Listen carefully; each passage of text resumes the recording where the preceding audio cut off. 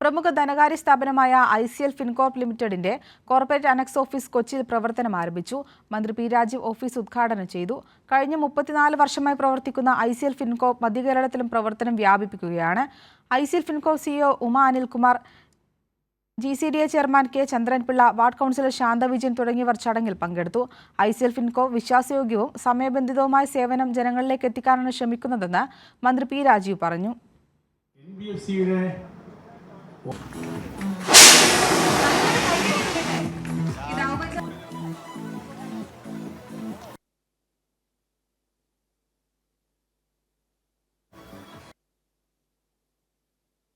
കൊച്ചിയിൽ ഒരു corporate office ഏത് സ്ഥാപനത്തെ സംബന്ധിച്ചിടത്തോളം അഭിമാനകരമായ ഒന്നാണ്, പ്രത്യേകിച്ചും കേരള സ്ഥാപനങ്ങളെ സംബന്ധിച്ചിടത്തോളം.